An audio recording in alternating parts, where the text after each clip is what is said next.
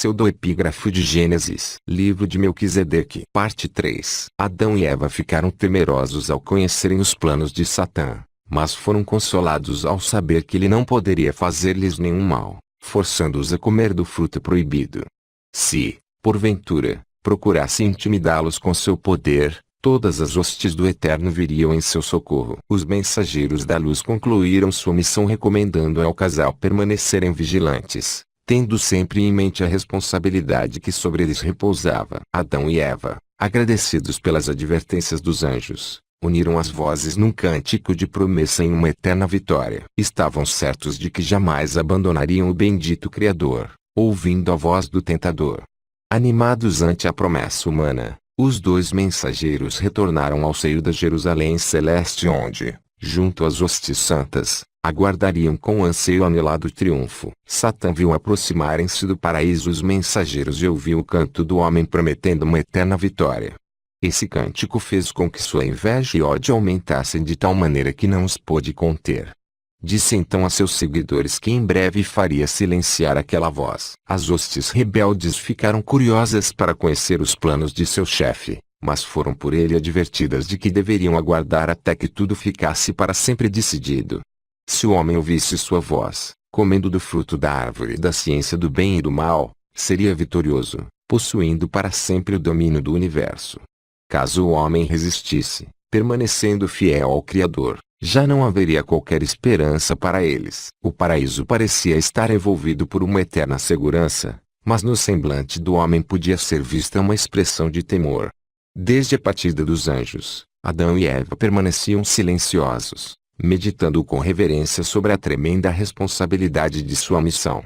Pensavam na seriedade daquela iminente prova que haveria de selar o seu futuro e o de toda a criação. Animados, contudo, ante o pensamento da vitória, uniram mais uma vez as vozes num cântico que expressava a certeza do triunfo anelado. Satã, que observava atentamente o casal, percebeu estar chegando a sua oportunidade. Aproximou-se de forma invisível do paraíso, e ficou esperando o melhor momento. Inconsciente da presença do inimigo, o casal continuava em sua desprendida alegria. No semblante transtornado de Satã estampou-se um maldoso sorriso, ao presenciar um descuido do casal, em sua exaltação, haviam afastando-se um do outro. O astuto inimigo, não perdendo tempo, apossou-se de uma serpente, a mais bela do paraíso, fazendo aproximar-se graciosamente de Eva. Eva, que assentada no gramado brincava com os animais, percebeu a presença da atraente serpente, cujo corpo refletia as cores do arco-íris. Ficou admirada ao vê-la colher flores e frutos do jardim, depositando-os a seus pés. Agradecida, tomou-a nos braços, dedicando-lhe afeto. Tendo conquistado a afeição da mulher, Satã, em sua astúcia, começou a atraí-la para junto da árvore da ciência do bem e do mal. Sem se dar conta do perigo, Eva acompanhou a serpente até a árvore da prova. Ali, tendo nos braços o inimigo velado, acariciou e disse-lhe palavras de carinho. Tendo nos olhos o brilho da sedução, a serpente pôs-se a falar. Suas palavras eram cheias de sabedoria e ternura e sua voz como a de um anjo. Eva mal pôde crer no que via. Sua alegria tornou-se imensa por ter nos braços uma criatura tão fantástica. Passaram a conversar sobre muitas coisas: o amor, as belezas do jardim, o poder do Criador.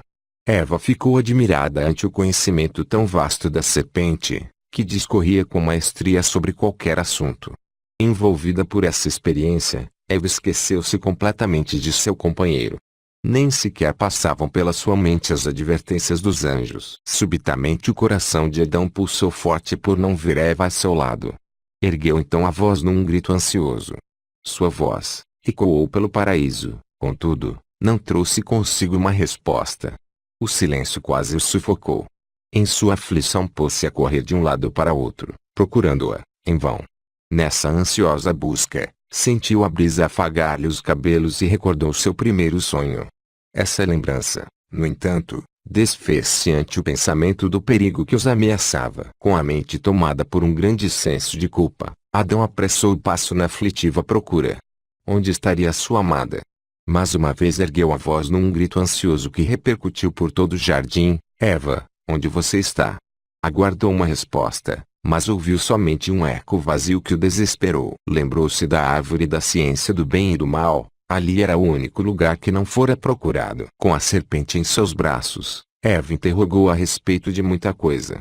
Maravilhou-se ao perceber que a serpente a sobrepujava grandemente em conhecimento. Cheia de curiosidade, perguntou à serpente: onde está a fonte de seu tão grande saber? Responda-me, pois quero também possuí-la. Sem perder tempo, Satã, apontando para a árvore da ciência do bem e do mal, respondeu: ali está a fonte de todo o meu saber. Ele conta então uma mentirosa história. Disse que era uma serpente como as demais, comendo dos frutos do paraíso. Provando certo dia daquele fruto especial, recebeu, como que por encanto, todas as virtudes. Olhando para a árvore da ciência do bem e do mal, Eva ficou surpresa e confusa. Privaria o Criador em seu amor algo tão bom às suas criaturas? Vendo a surpresa, Satã perguntou: é assim que Deus disse: não comereis de todas as árvores do jardim? Eva, inquieta, respondeu: dos frutos das árvores do jardim comemos, mas do fruto dessa árvore que você diz ser fonte de sabedoria, disse Deus, não comereis dele, para que não morrais. A serpente em tom de desdém disse: isso é falso. Se fosse assim, eu teria morrido. Certamente o Eterno os proibiu de comer dessa árvore para impedir que o homem venha a se tomar como ele, conhecendo todas as coisas. As palavras sedutoras da serpente causaram confusão na mente de Eva. Em quem confiaria? Tinha em mente a lembrança da ordem do Criador e de sua sentença, mas ao mesmo tempo tinha diante de si uma prova palpável que o contradizia. Num desafio, a serpente colheu frutos da árvore proibida e passou a saboreá-los. Colocando um fruto nas mãos da mulher, incentivou a comer, dizendo: não disse o Eterno que se alguém tocasse nesse fruto morreria? Em Jerusalém havia grande comoção. Poderosos anjos apresentaram-se diante do Criador, solicitando permissão para esmagarem o covarde inimigo, oculto naquela serpente.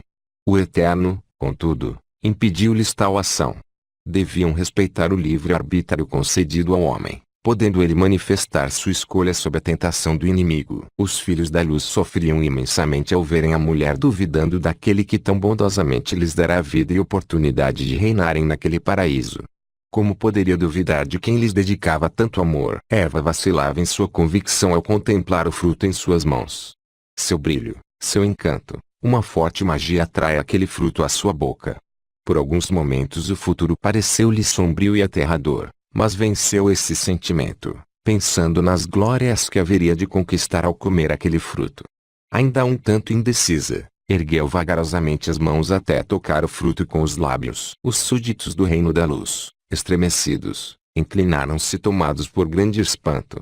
Parecia quase impossível, àquela altura, a mulher voltar atrás. Enquanto pálidos os fiéis indagavam sobre uma possível esperança, presenciaram com horror a terrível decisão de Eva. Resolvera romper para sempre com o Criador, tornando-se cativo da morte. O Eterno, que em silêncio e dor contemplava aquela cena de rebelião, curvou a fronte. Os fiéis, que em pânico julgavam-se vencidos, foram conscientizados de que nem tudo estava perdido. Se Adão resistisse à tentação, permanecendo fiel ao Eterno, ele selaria a grande vitória.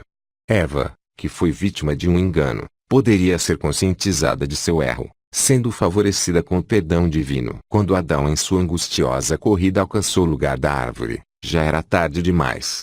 Assentada junto ao rio, Eva saboreava despreocupadamente o fruto proibido. Adão estremeceu. Seria mesmo o fruto da prova? Num gesto de esperança olhou para a árvore da ciência do bem e do mal, mas em pranto reconheceu a triste condenação. Cheio de tristeza contemplou sua esposa, mas não encontrou palavras para despertá-la para tão amarga realidade.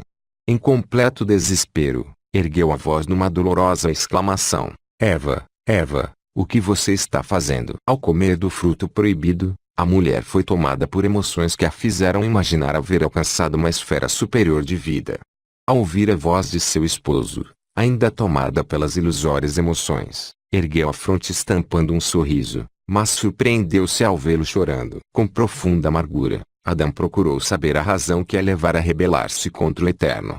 Eva, prontamente, Passou a contar-lhe a fantástica história da sábia serpente. Satã sabia que essa história de serpente jamais convenceria o homem a comer do fruto da árvore proibida. Precisava encontrar uma maneira sutil de levá-lo a selar sua sorte seguindo os passos de sua esposa. Tendo Eva sob seu poder, resolveu fazer dela o objeto tentador. Aguardaria o momento oportuno para enlaçá-lo. No dia em que dela comerdes, certamente morrereis. A lembrança desta sentença deixava Adão muito aflito. A expectativa de ver sua amada perecendo em seus braços era demais para suportar. Esta aflição, contudo, foi diminuindo, ao ver que ela continuava feliz e carinhosa ao seu lado, como se nenhum mal lhe houvesse acontecido. Aliviado, Adão voltou a sorrir, correspondendo aos afetos de sua companheira.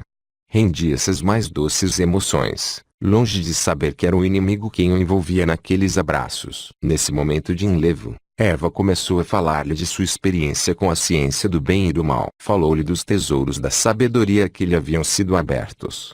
Em seu novo reino, viveria muito feliz. Entretanto, essa felicidade seria incompleta sem a participação de seu esposo. Falou-lhe da impossibilidade de retroceder em seus passos, e insistiu para que ele seguisse. Depois de falar-lhe de sua decisão, Eva, com um doce sorriso, estendeu-lhe as mãos contendo um fruto, pedindo-lhe que o comesse numa demonstração de seu amor por ela. Com a voz tentadora em seus ouvidos, Adão assentou-se no gramado em profunda reflexão. Sua face tornou-se novamente pálida e suas mãos trêmulas. Temia rebelar-se contra o Criador, mas ao mesmo tempo compreendia que não conseguiria viver separado de sua companheira, a quem amava com infinito amor. Eva era a carne de sua carne, a extensão de seu ser. Sentia-se angustiado ao ter de tomar uma decisão tão séria. A palidez do rosto de Adão refletiu-se no semblante de todos os fiéis ao Eterno. Ouviram a insinuação do inimigo e perceberam com horror a vacilação do homem. A indecisão de Adão deixava-os desesperados. Obedecesse ele àquela proposta de Satã, toda a felicidade seria eternamente banida. Nas decisões do ser humano estava o destino de todo o universo. Depois de intensa luta íntima, Adão olhou para sua companheira. A ela unira-se em promessas de uma eterna entrega. Não a deixaria só agora. Partilharia com ela os resultados da rebelião. Tomou então das mãos de Eva um fruto e, num gesto apressado, levou-o à boca, procurando abafar a voz de sua consciência, que lhe falava de uma eterna perdição. Adão lançou-se nos braços de sua esposa, desfrutando o alto preço de sua rebelião. Satã, com brados de triunfo, deixou o paraíso, voando rapidamente para junto de suas inumeráveis hostes, que aguardavam ansiosas o resultado de tão arriscada tentativa. Ao saberem da desgraça humana, uniram-se numa estrondosa festa. Sentiam-se seguros. Sião agora lhes pertencia por direito, podendo lá estabelecer um reino eterno, jamais sendo molestados pelas leis do Eterno. Em todo o universo os filhos da luz sofriam e pranteavam a derrota. Nunca houvera tanta tristeza e horror ante o futuro. As vozes que viviam a entoar louvores ao Criador proferiam agora lamentações. O Eterno, antes mesmo de criar o universo, já havia previsto esse triunfo da rebeldia e, em sua sabedoria e amor, idealizar um plano de resgate. Ordenou que os seus mais poderosos anjos circundassem imediatamente o jardim do Éden, impedindo que Satã tomasse posse do Monte Sião. Consoladas ante a manifestação divina, as potentes criaturas, em pronta obediência, romperam o espaço infinito, circundando em instantes o paraíso, no seio do qual o ser humano, já transtornado pelo pecado, vivia o negror de uma noite que seria longa e cruel. Sendo a autoridade do Eterno fundamentada na justiça, de que maneira poderia justificar suas ações diante dos inimigos? Não entregara por sua vontade o reino ao homem, e esse por livre escolha não o submetera a Satã. Enquanto surpresas as criaturas racionais consideravam as ações decisivas de Deus, ouviram sua potente voz que, repercutindo por toda a criação, trazia a revelação do grande mistério, revelação tão maravilhosa que a partir daquele momento, por toda a eternidade, ocuparia a mente dos fiéis, sendo tema para as mais doces meditações. O Eterno falou primeiramente sobre a terrível condenação que pendia sobre o homem e toda a criação. Disse que, ao se desligar da fonte da vida, o homem havia se precipitado em tão profundo abismo que não poderia ser alcançado pelo seu braço de justiça e poder. Humilhado e torturado pelas garras do inimigo, não restava ao homem outra sorte além da morte, fruto doloroso de sua espontânea rebelião. Considerando a situação humana, as hostes da luz não viam possibilidades de triunfo. Sabiam que só um homem poderia retomar o domínio do inimigo, devolvendo-o ao Criador. Mas o ser humano, eternamente escravizado em sua natureza, seria incapaz de tal vitória. Com voz melodiosa e cheia de ternura, Deus revelou o plano da redenção, dizendo: na verdade, o homem colherá o fruto de sua rebelião numa terrível morte. Não posso, com o meu poder, mudar-lhe a sorte. Se assim agisse, seria injusto diante de meu decreto. Mas farei cair toda a condenação sobre um substituto que surgirá na descendência humana. Esse homem não trará em suas mãos as algemas da morte, sendo inocente e incontaminado em sua natureza. Como representante da raça humana, enfrentará Satã e o vencerá.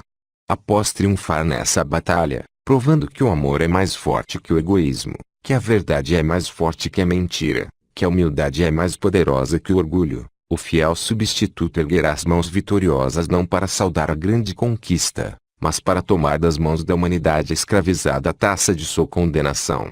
Sorverá assim, submisso, o cálice da eterna morte. Esse imenso sacrifício abrirá aos seres humanos uma oportunidade de serem redimidos, voltando aos braços do Criador, juntamente com o domínio perdido. As hostes, surpresas ante a revelação do Eterno, indagaram a identidade desse substituto. O Criador, com um sorriso amoroso, disse-lhes: parte de mim será esse homem. O meu espírito repousará sobre uma virgem, e nela será gerado um filho santo. Esse menino será divino e humano. Em sua humanidade, ele será submisso à divindade que nele habitará. Os remidos verão nele o Pai da eternidade, o Criador e Redentor, o Rei dos Reis. O seu nome será Yosua, nome hebraico que traduzido significa o Eterno Salva. Assumindo a natureza humana, Deus poderia pagar o resgate, morrendo em lugar dos pecadores. As hostes da luz ficaram emudecidas ao conhecer o plano do Criador. O pensamento de verem-no submeter-se a tão penoso sacrifício, a fim de redimir o domínio perdido, era demais para suportarem. Não havia, contudo, outra esperança de vitória, a não ser através dessa amorosa entrega. Após desfrutar o pecado, o jovem casal sentiu-se mal. Inicialmente sentiram um grande vazio no coração, que logo foi preenchido pelo remorso e pela tristeza. Perceberam que, inspirados pela cobiça, haviam selado sua triste sorte e a de toda a criação. Parecia-lhes ouvir ao longe o gemido de um universo vencido. O sol, que os enchera de vida e calor naquele dia, ocultava-se no horizonte, anunciando-lhes uma negra noite. O arrebol, que até ali anunciara-lhes o feliz encontro com o Criador, parecia envolvê-los numa sentença de que jamais despertariam para um novo dia. Com o olhar voltado para o frio solo, vinha-lhes a lembrança sentença: no dia em que dela comerdes, certamente morrereis. Desesperadas lágrimas rolavam em seus rostos ao aguardarem o trágico fim. Ao considerar o motivo de sua rebelião, Adão começou a recriminar sua esposa por ter dado ouvidos à serpente.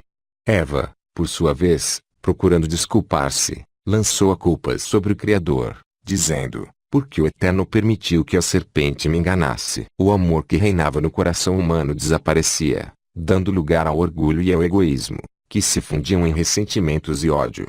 Sua natureza já não era pura e santa, mas corrompida e cheia de rebeldia. Tudo estava mudado. Mesmo a brisa mansa que até ali os havia banhado em carícias refrescantes, enregelava agora o culposo par. As árvores e os canteiros floridos, que eram seu deleite, consistiam agora em empecilhos ao caminharem sem rumo naquela noite. O propósito de Satã encher o sábado de trevas parecia haver-se cumprido. Naquela noite, não existia sequer o reflexo prateado do luar para falar-lhes de esperança. As estrelas cintilantes, suspensas no escuro céu, estavam ofuscadas pela dor. Baixavam sobre o mundo as trevas de uma longa noite de pecado, sombras sob as quais tantos se arrastariam sem esperança de um alvorecer. A noite já ia alta e as trevas pareciam envolver o triste casal em eternas sombras quando surgiu repentinamente um brilho no céu, que ia aumentando à medida que se aproximava da terra. O casal estremeceu, pois sabia que era o Criador que vinha dar-lhes o castigo. Vencidos pelo pânico, puseram-se a correr, distanciando-se do monte Sião. o lugar da vergonhosa queda. Justamente para ali viram o Criador dirigir-se.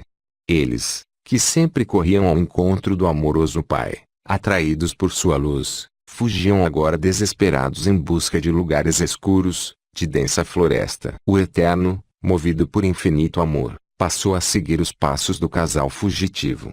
Como tudo se transformara! Seus filhos não conseguiam mais ver nele um pai de amor, mas alguém que, irado, buscava castigá-los. Movido por forte anseio de abraçar seus filhos humanos, Deus fez ecoar a voz numa indagação: Adão, onde vocês se encontram? Sua voz, ao soar em meio às trevas, trazia consigo somente um eco vazio. Quantos, enganados por Satã, fugiriam de sua presença no decorrer da longa noite de pecado, julgando num senhor tirano, que vive buscando falhas e fraquezas nos pecadores, a fim de castigá-los. O Criador, todavia, não desistiria de procurá-los pelos vales sombrios do reino da morte, até conquistar um povo arrependido. Adão e Eva, exaustos pela pressurosa fuga, esconderam-se por entre a folhagem de um pé de figueira. Reconhecendo sua nudez, procuraram fazer aventais cosendo aquelas folhas.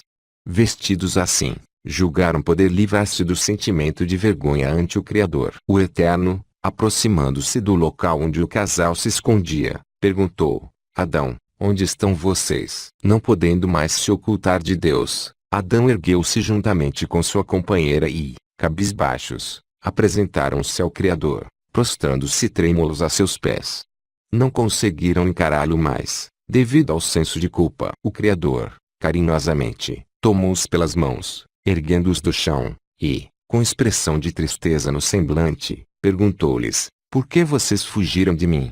Acaso comeram do fruto da árvore da ciência do bem e do mal? Adão, todo trêmulo, com voz entrecortada de temor, respondeu: A mulher que me deste por companheira, ela deu-me o fruto e eu comi. Com esta resposta, Adão procurava desculpar-se, lançando a culpa sobre sua companheira. Voltando-se para Eva, o Eterno indagou-lhe: Por que você fez isso? Eva prontamente respondeu-lhe: Aquela serpente me enganou e eu comi. Ambos não queriam reconhecer a culpa, lançando-a sobre outrem.